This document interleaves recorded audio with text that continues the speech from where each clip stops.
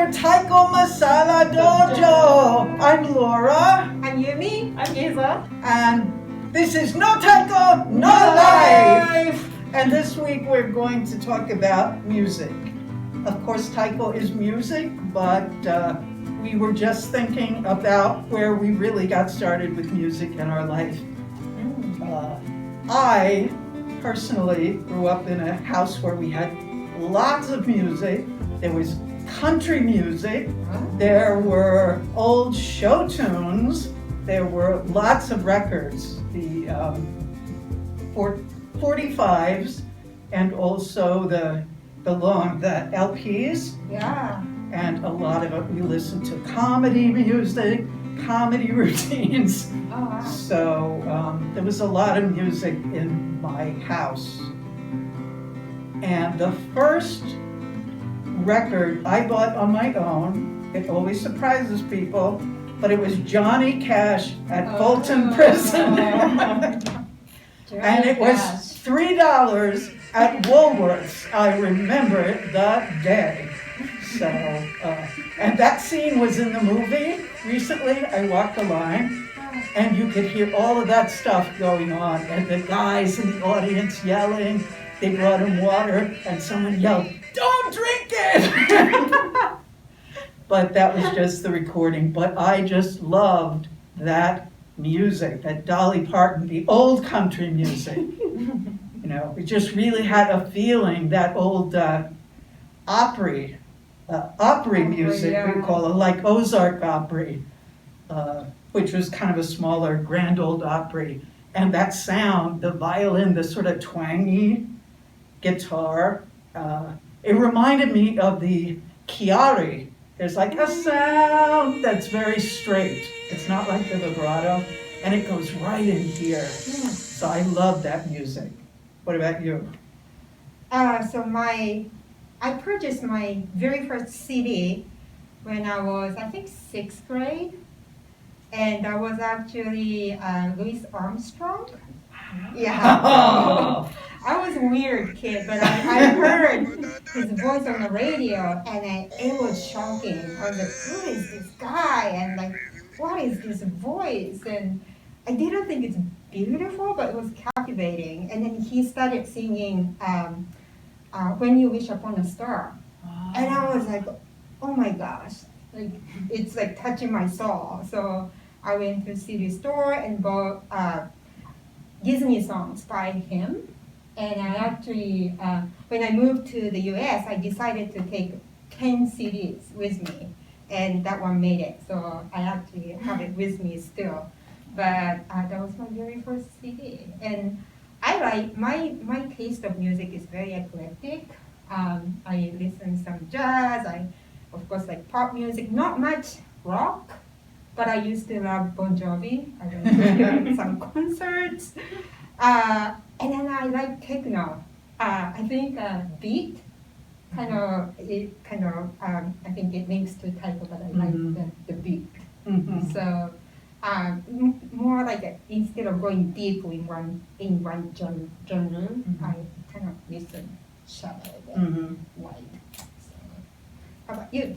So we also had a lot of records when I grew up. My dad had like a really extensive collection of records, but it was a lot of like rock and pop, and we had a lot of like Bob Marley, Beatles, Dire Straits, stuff like that. And my very first CD was actually, I bought 2 CDs at once. That was when I was 9 years old, and it's really funny. It was one was Ace of Base and one was Snoop Doggy Dogg. I never knew this about you. I used to listen to a lot of hip hop and rap music, but mostly German hip hop music when I was younger. And now it's like everything from here and there, a big mix. So, That's great. Did you play any instruments? oh my god, not really. Like we had like something, you start when you're really little, like with a small, I don't know how you pronounce it, like xylophone? Like with the little metal bars where you like... It's like a xylophone. Yeah, a xylophone, but like a small one, and then the recorder flute. But only when I was really little, and now I can play a few chords on the guitar and ukulele, but not really. What about you? I played in Japanese we call it electron. It's like an electric organ. Uh-huh. And most of my friends were doing piano, but I loved it because you could use left leg to put pedals, and that looked so interesting to me. So right hand, left hand, and then the left leg, and then I did that for a while. I loved it, but that's the only probably instrument that I play. How about you? Wow, we had a lot of music very important too, especially my mother's family.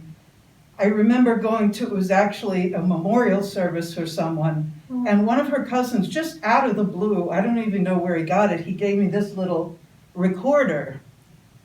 And he said, "You learn to play this? It's the most beautiful thing in the world." And I thought, wow.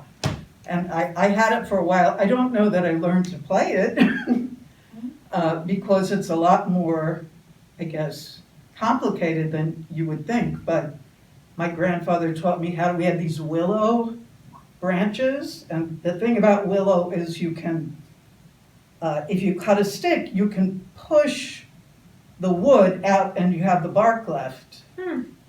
And so to cut and then put a little whatever, and it was a simple whistle, but my family just really would teach each other. As I've said before, it was a very farming family. So they had instruments around, but and an electric organ. But the first thing I really learned how to play was the violin. In about fourth grade, I wanted to play the cello because that's the big, deep sound, but I was very scrawny and very tiny, and we had a violin, so I started with that, and I loved it. One of the things we had that wasn't country music in the house was a recording of Scheherazade, which is a very passionate music, and I guess the backstory is this woman who tells stories, and as long as she tells stories that please, I guess, the king, she'll stay alive. So it's this passionate music, and I guess the violin, that sound, it's hard to learn. I mean, if you're living in the house with somebody learning to play the violin, it's like, it's very painful. You're very generous if you let your kids start to learn violin, but I loved it. I really loved it. It was very passionate. I don't know that I got... Can you still play? You know, I could play. I'm a little creaky, but and I've learned to play fouet here. So I just think anything to help express, you know. So it was, and I tried to play, but so Taiko's just an extension. Hard to play drum and violin at the same time, though, because you have to protect your fingers. You have to choose violin or drum. So I guess that's it. That's music. No music, no life. So every week we're talking about a principle of Sua Taiko, and we're up to week 7. Can you believe it? Yeah. So we're up to the 7th principle. Now, the last few, 5, 6, and 7 are really getting to where we're really playing the taiko. They all really move together. 5 was about hitting the taiko, the uchi, accurately and with the tip of the bachi. Now 6, which we never really got a good translation for, but I'm going to try again, was about not just the hitting, but the movement after the hit. So the best thing we could come up with how to express it was hitting and lifting up are parts of the same movement, and they're equally as important. So hitting and lifting up after the hit are of equal importance. That brings us to the 7th. Now, we've been talking about what it is like to play the taiko. Now we're putting ourselves in the mind of the audience. So taiko is equal parts sound and motion, uchi and furi. In Japanese, number 7 principle is oto hanbun, furi hanbun. So hanbun means 50%. So the sound makes up for 50%, furi makes up for 50%, and then both make a whole. Mhm. So, and it's not only, it sounds a little bit like it's the same than the 6 principle, but the 6 was really about the hitting and lifting up, but number 7 is about getting the audio and the visual together, and it's about all the movements that you make during playing taiko. It could be before you start playing, you have your arms up, or have them in a certain position, or when you stop playing, you have them in a certain position, or also in between, you make like some kind of almost dance movements while we're playing, and how the sound and those movements go together.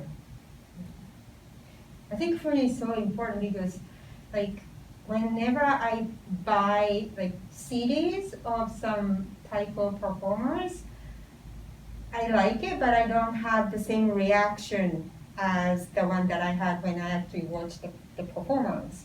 Like, just listening really helps, but it's not as like moving. And then when I see the performance and having the fury and movement and energy coming out, I think that also is a part of excitement as an audience to watch. Mhm. So, Mhm.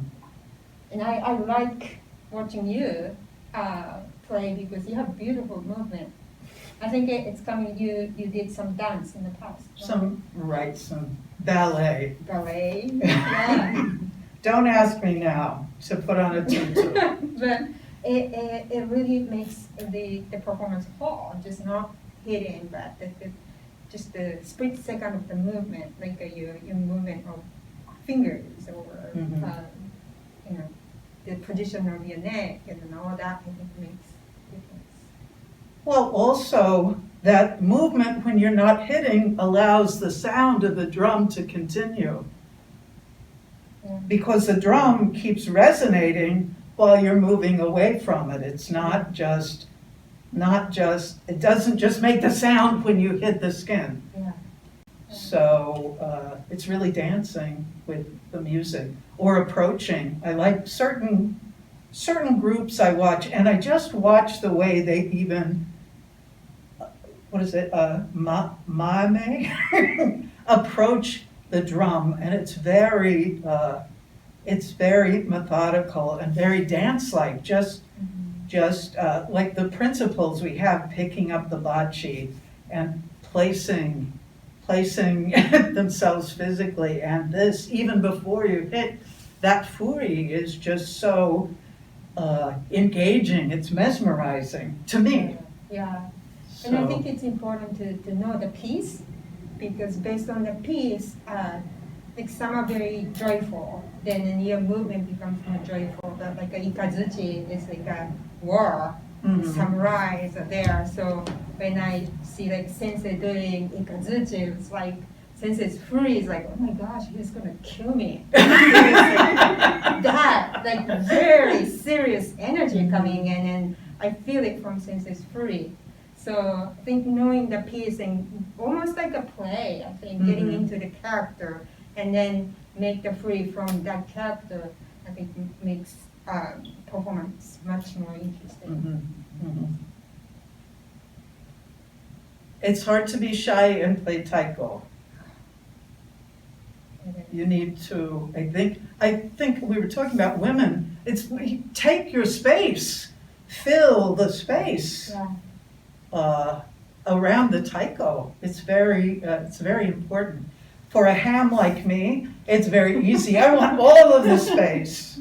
But sometimes I have to encourage, like, tall people, be tall. Look at all of this space. Use your energy. So yeah, that reminded me because like when I went to some performance, and then some of the performers after the performance like came out, and then often I'm surprised, wow, they're so small. And on the stage, they look like a giant. But like, wow, he's shorter than me. He didn't know that on the stage.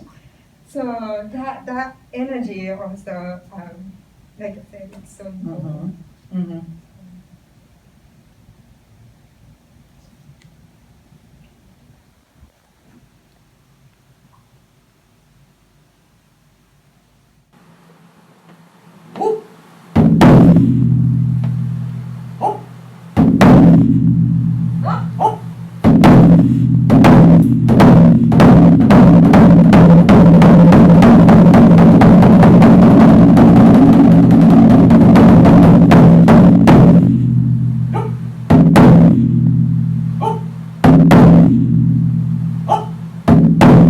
信濃の国一宮諏訪大社大神楽無形文化財諏訪太鼓神にぎわいは飛龍三段返し。